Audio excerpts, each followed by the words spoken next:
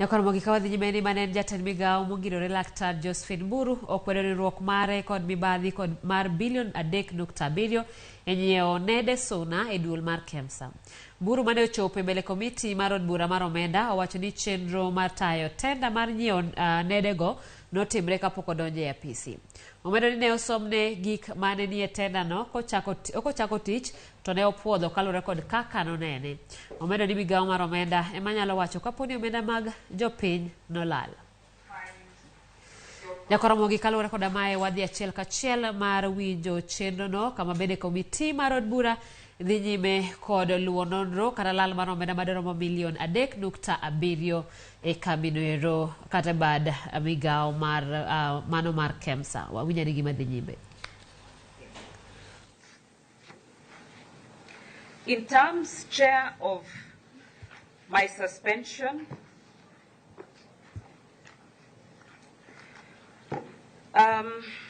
Chair, other than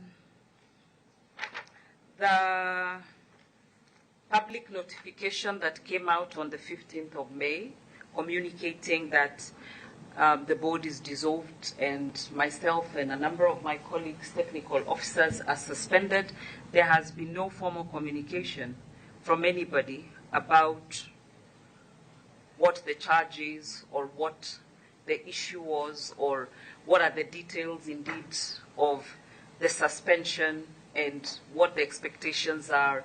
There's been no communication at all, which I find quite disconcerting because there are procedures in the Employment Act on how these things are evoked and what follows after that. But I am left wondering, Chair, you can imagine I've had a few weeks at home and I've been reflecting on a lot of things, and I'm left wondering, given that this particular process, as demonstrated, there was nothing untoward about it, whether my suspension is indeed linked to this particular tender or perhaps to other reasons that I may not be aware of.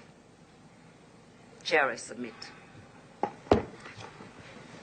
Thank you. Honorable Senators, you have questions? Senator Chimera. Thank you, Chair. Thank you, Ms. Terry, for your very detailed submissions. I just have two questions touching on on governance issues at KEMSA. First of all, there's this letter that you made reference to, dated 21st February 2023, written to you by the immediate former PS, Dr. Josephine Mburu. Did you directly respond to this letter?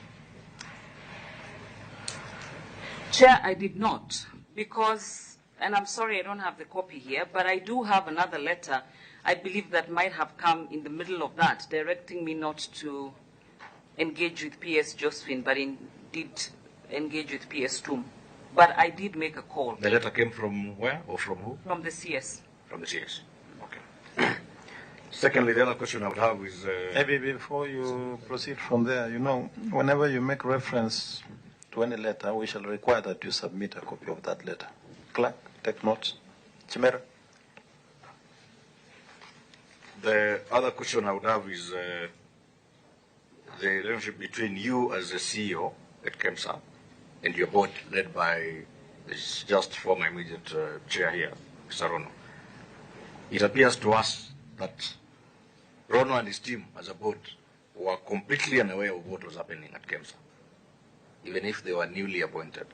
I would expect just logic dictates that if a new board comes into place, they found a CEO, then it is incumbent upon the CEO to provide at least a status report of what's happening in that organization. Was that done? And if not, why was it not done?